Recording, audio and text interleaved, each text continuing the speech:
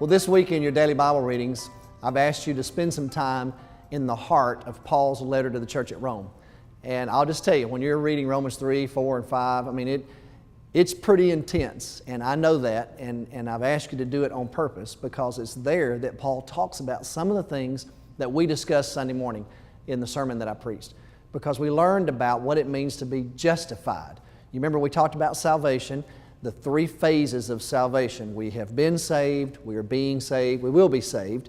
And so next Sunday when we gather for worship, I'm going to talk about the second phase or the second state, that we're being saved, and that is referred to by theologians as sanctification.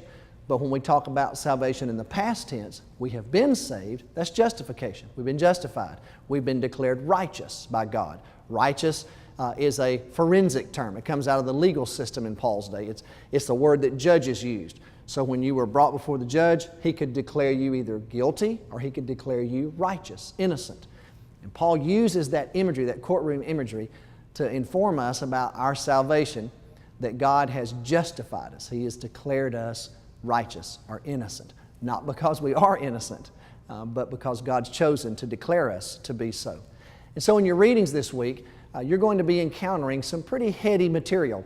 The sermon this last Sunday was also a bit intellectual in some ways because we had to cover some pretty difficult topics, things like the atonement and reconciliation. So we did that, and you did well Sunday.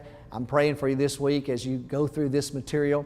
I want it to have an intellectual feel to you because I want you and I to be growing in our faith and deepening our roots. So pay attention to those words and those terms that you'll discover in Paul's writings, things like righteousness and justified and justification. But there's a devotional quality to this reading. There always is. For example, when you get to Romans 5, those first few verses of Romans 5, we can all identify with those when we go through hard times, trials, challenges, and how those trials have a shaping influence on our lives. They produce things in our lives. Paul says it'll produce perseverance. It'll produce the quality of endurance in your life. It will contribute to you and I having hope for the future so that our salvation is not just in the past and present tense, it's also in the future tense. So all of that's contained in the readings this week. I'm enjoying this journey with you. I'm so grateful to be in your lives during this season in our church's life.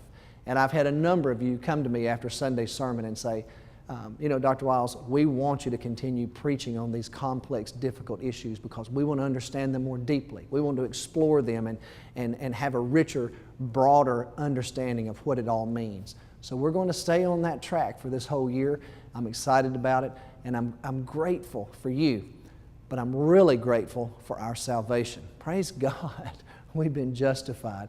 The incredible work of Jesus has made it possible for us to know Him, to live in the fullness of the Christian life, and one day experience life eternal. So as you make your way through this week, I'm praying for you, and I'm looking forward to speaking to you again this next Sunday about sanctification. So God bless you. You're justified. And let's see what that means this week as you study what the Apostle Paul has to say about it.